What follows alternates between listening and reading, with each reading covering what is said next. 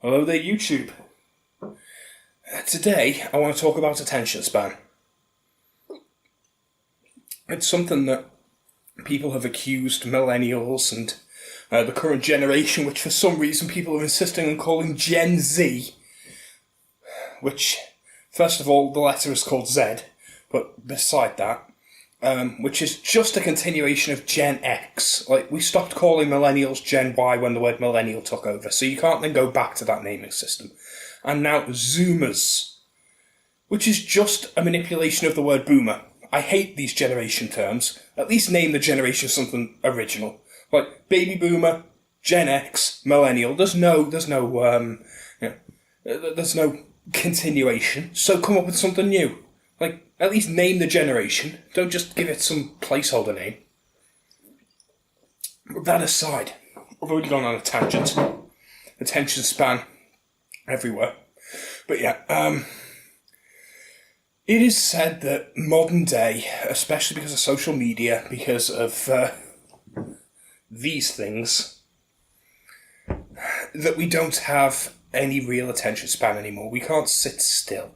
That the current generation doesn't read books or focus or do anything anymore without poking Facebook or Twitter or something along those lines at the same time. And there's a vein of truth to that. The thing is, bloody noises coming from the street. It's after 9 PM and there's weird noises coming from the street. Anyway. There is some truth to that, but I think that there is another angle to look at. I think that whilst soul attention has been lost, people don't focus on one thing at the same time, to the exclusion of other things. They focus on multiple things at the same time now. And I think this trend is just a different way of experiencing media. And I wonder whether or not it's hated on simply because it's new. It wasn't unpopular in like ancient times for the ancient Greeks to decry books. Books were deemed to be for the stupid. Books were for people too stupid to memorize their lessons. So yeah, like it's. I mean, that's an extreme example, but yeah, Greek philosophers hated the idea of the written word because the written word meant you could be lazy, you didn't have to learn something because you could just write it down and reference it whenever you wanted. You should memorise all your lessons and know them off by heart. I think we'd all consider that stupid by today's standards. But yeah, different people have different ways of looking at things. And the idea of using your attention on only one media going at a set speed, like reading a book takes a long time, when you could be listening to that audiobook whilst playing a video game and having a conversation on your phone at the same time. Like in between, like controller, phone in one hand, you're still making options, having a quick discussion, the audiobook's playing in the background. Kids do this shit all the time. Now, I argue that what they're doing is akin to skim reading, that they're not really consuming media, and I still maintain that they're not really consuming the media. You can listen to an audiobook while you're doing something else. You haven't really read that book. You haven't really listened to that book either, if we're going to be pedantic about the term, because the book hasn't gone in. It hasn't stayed in your mind. You may have the very basics. You may have the themes and the basic plot, but you won't remember any of the nuance. You won't remember the details. You'll be lucky if you can name all the characters, that kind of thing. And I claim that they're having a lesser experience. The thing is, I'm not sure that represents all of them. Sure, there is a lot of people who do that, but those that don't, those that do sit and read, those that do watch TV and films, I think their attention span is actually getting longer. And we only need to look at the way the mediums of entertainment are changing to see what I mean. Now, if we look at films have changed dramatically from the inception to now. They used to be around an hour to an hour and a half when they were first being put out, serialised films. Then when Hollywood took over, the 90-minute slot was the standard. So what you would have is most films would aim for 90 minutes. This was back in like the 50s, 60s. Then they pushed that up to a 2-hour slot, but the aim was to be between 90 minutes and 2 hours. A film that was over 120 minutes was considered to be a no-go. Like, you didn't do that, because it would alter how much profit you could make. If you needed more than a 2-hour slot, your film could play less often in those cinema screenings, which meant that because they couldn't play it as often, they couldn't sell as many tickets, and they would make less money. It makes sense when you think about it. If you have a 2-hour-long film, then that's only going to play twice in a 4-hour-long, in a 6-hour-long period. That's going to play 3 times. Whereas that 90-minute film will play 4 times in that 6-hour period. That one extra showing can make all the difference. So, cinemas were against the idea of films getting longer and longer, but films have got longer. Now, it's not unreasonable to expect most films around the 2-hour, 20-minute mark. 2.5 hours is becoming the norm, and 3-hour-plus films are happening more and more regularly. When Titanic was over 3 hours, that was considered to be extreme. Now, 3-hour-plus films, not that unusual anymore. Tarantino's done a couple. The Avengers films were well over 2.5 hours for most of them. I believe at least one of them topped out at over 3 hours. We're talking like blockbuster action, not hard-hitting drama. Everything is at least 2 hours 20 to 2 hours 30. When I saw The Shallows in cinema and found it was 96 minutes long, it felt refreshingly short. And that's the only film I can think of that was below 2 hours in the cinema in the last 5 years. But it's not just cinema. TV has gone the same way.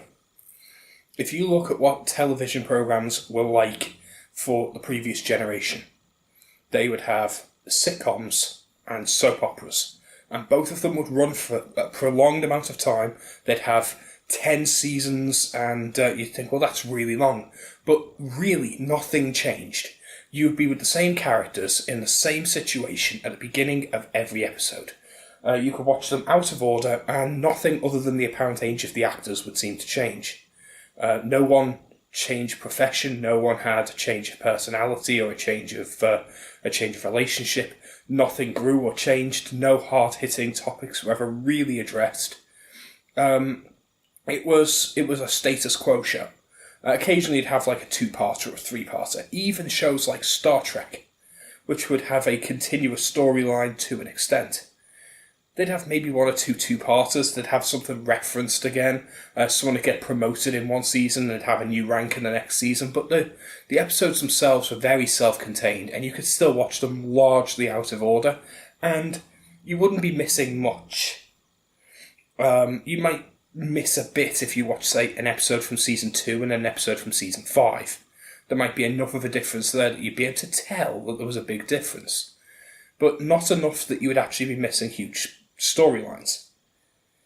Now television is completely different. Even amongst things like reality TV. Reality TV is long form, and the entertainment value is in following the relationships between reality TV stars over the space of weeks. And they'll often have hour-long episodes, and they'll have a dozen of them or more. So we're looking at 12 hours of continuous entertainment where you kind of need to follow along from the beginning to know all the intricate details. Narrative television is much, much longer. We have TV shows like Breaking Bad and the Marvel TV shows like Daredevil and Jessica Jones, where they got great praise for their storytelling. We have even like sitcoms and things like that have moved on a bit, so that we end up with small storyline and a growth and progression through those. it's got to the point now where I question whether or not we actually are seeing media reflect this lack of attention span, because even when we look at films have sequels all the time. We don't have TV shows and films that are only a season and done, or one film and done. Almost everything is greenlit for a sequel. Usually a sequel turns into a trilogy, and a cinematic universe is very quickly following. Books have gone the same way, and this is, I think, my clincher. And this is why I'm uploading this as a Booktube video. I was using TV and film as an example because I think it shows that it's going across all media, but literature is where I think it's solid. If you look at most literature, it was done in small bite-sized forms. It was often periodicals, and it was put into magazines and things like that in the past. Even big classics, something like Middlemarch was, I believe, separated into 8 parts and released separately as those 8 parts. So even the big classics, the huge tomes, a lot of them were released periodically.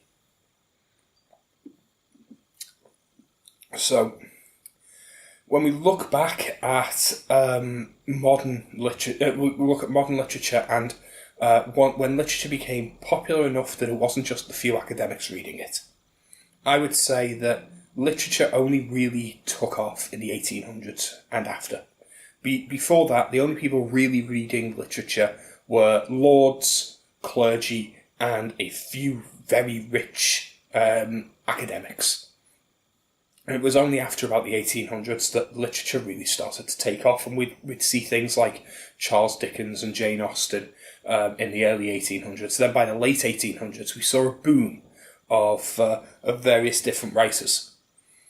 Now, I think that looking back at those writers, you can see a pattern. Look at Robert Louis Stevenson, H.G. Wells, Jules Verne.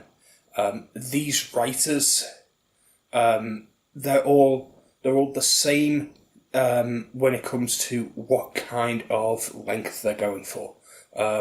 Even like, I can look back at my collection there, and almost all of them are the same. Lewis Carroll's the same. Alice in Wonderland is pitifully short. It's tiny by comparison to modern novels. Most of those are bind-ups. You don't get a huge book. Like this Sherlock Holmes on the end is, I believe, 9 Sherlock Holmes books in one bind-up. That big blue one at the end after the Jane Austen, that contains 6 novels. Like, they're not long. They're really not. Now compare to modern novels. Novels got bigger and bigger. We went from the average novel being around 40 to 75,000 words, with some of them topping out at around 100,000, to the average being 100,000. When The Hunger Games was released, The Hunger Games was purposely released at 100,000 words because that was the industry standard. So by the time we get to modern day, the industry standard has moved to 100,000, when previously almost all novels were around the 70,000 words. But that is a false number, really, because The Hunger Games isn't 100,000 words, it's 304,000 words, because The Hunger Games is 3 books, it's not 1. If you read The Hunger Games, it ends mid-scene, effectively. The first book, while it has a conclusion to the immediate immediate act that's happening, the story hasn't concluded. And most stories are like that now. Especially when you look at sci-fi, fantasy, and a lot of other properties that are trying not to be pretentious literary fiction. They're almost all a trilogy. Trilogy is very, very common. It's actually more common to find a trilogy than it is to find a series that isn't a trilogy or a standalone.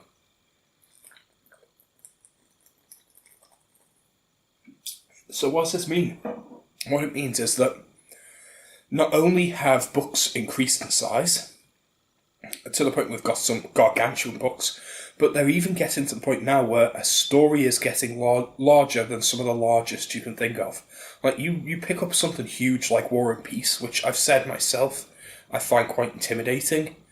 If you look at War and Peace and look at how big that is, it's nothing compared to even YA fantasy series that will have 6 or 8 books in the whole series, something ridiculous like that. Sure, each of those books may only be 100 to or 120,000 words, but combined, they're well over 600 to 800,000 words. Some of them topping out at over 1 million words. We've got series like A Song of Ice and Fire, Malazan Book of the Fallen, Wheel of Time, that are so huge now that they are counted in millions of words. Even bite-sized series like the Dresden Files, whilst the first couple of books are fairly standalone-ish, they're really just setting up the first act of a story to introduce you to a character. And by the end of it, the Dresden Files is topping out at over 150,000 words per book again. And we've got huge fantasy that scopes more than a dozen books. Even children's books are like this. Harry Potter and Percy Jackson are both really long series, and the Percy Jackson series continues on into another series of books. It's getting to the point where we're now having trilogies within longer series. Robin Hobb is a great example, where you've got the Realm of the Elderlings. It's this huge series of, I think, about 15 books or something like that, but it's divided up into trilogies. So you end up with a trilogy of books, another trilogy of books, and another trilogy of books, all in the same universe, all continuing on from each other, where one trilogy is a single story.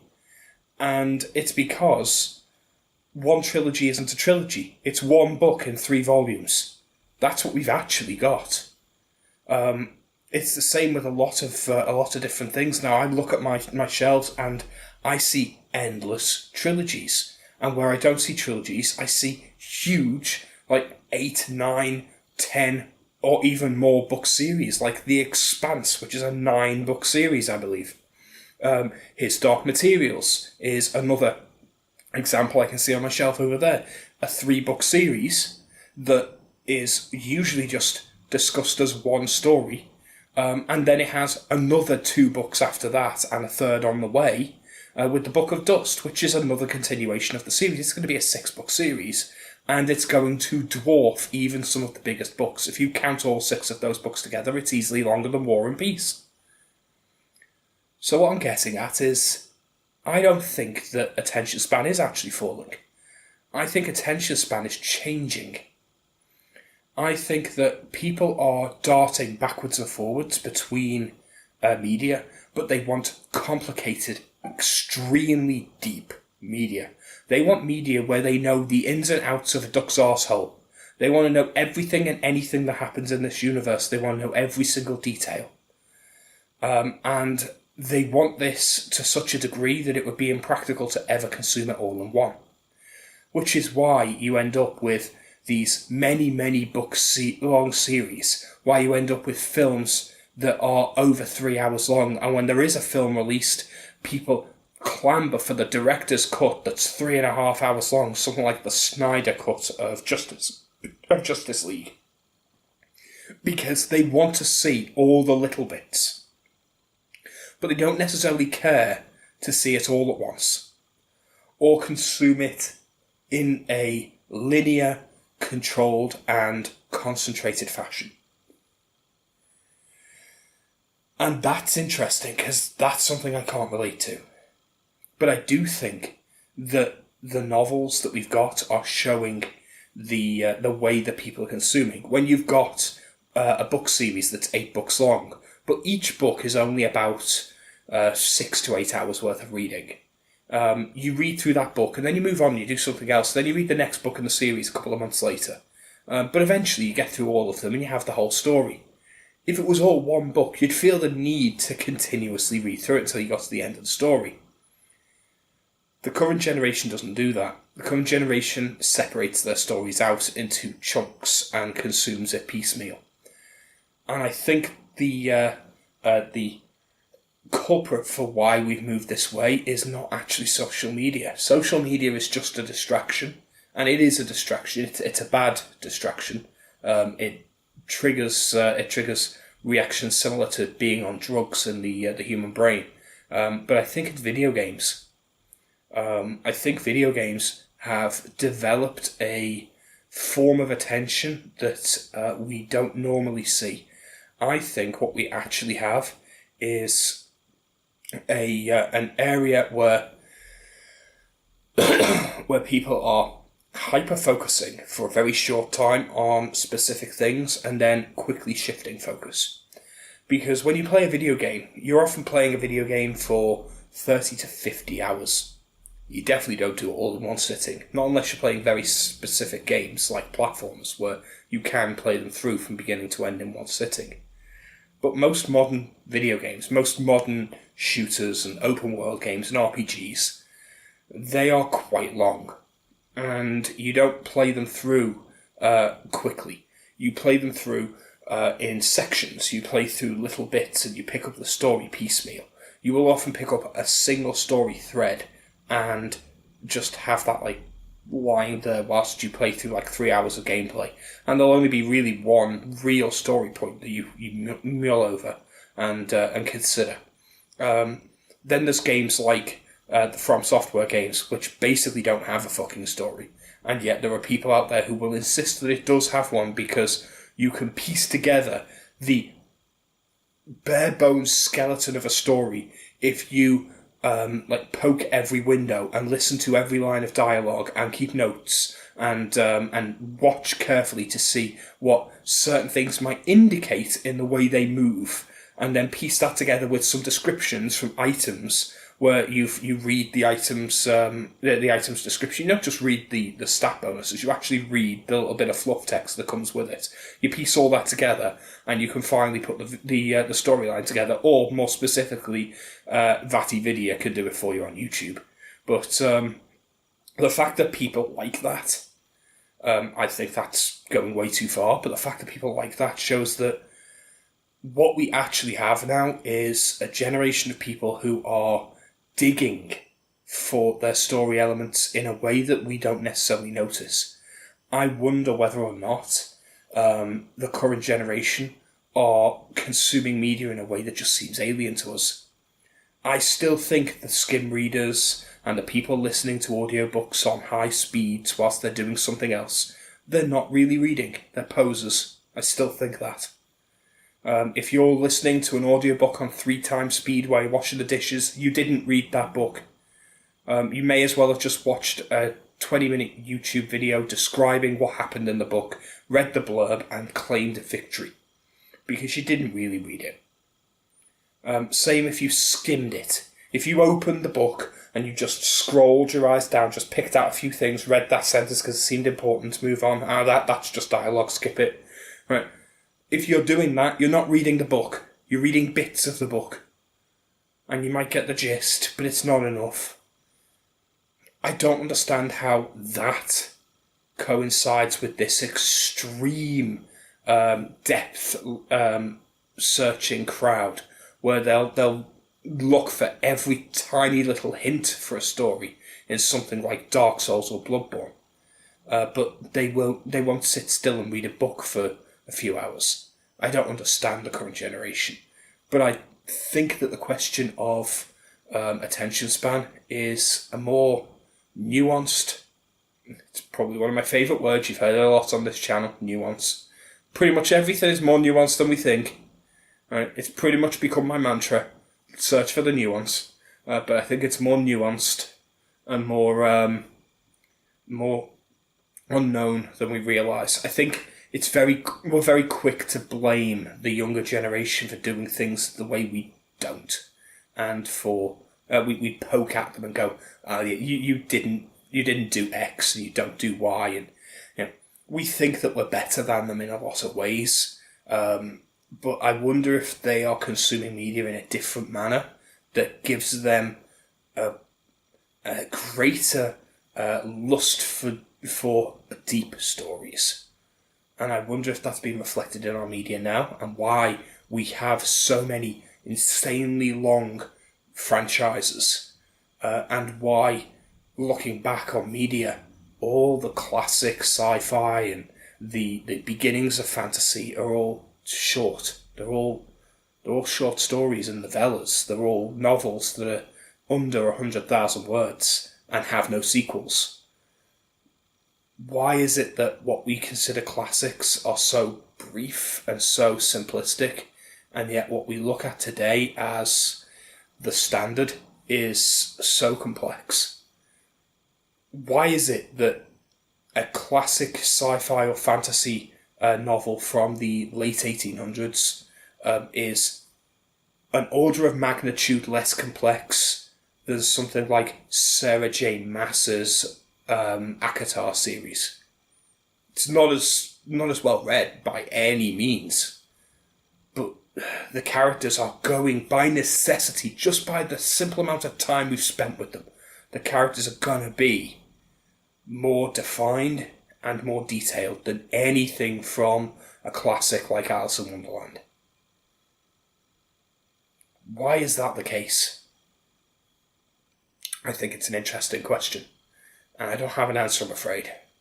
But I want to raise the issue and see how people feel about this. What do you think the current attention span of the current generation means? What's it like? Do you see it as degrading due to social media and the inability to sit still? Or do you also think that franchises are getting unbearably complex and long, and that it's a sign that actually people's tastes are changing, and a need for complex and detailed, expansive storylines shows that their attention span is growing? Which side do you fall on? I'd be really interested to find out. Until next time, thanks for watching. Bye.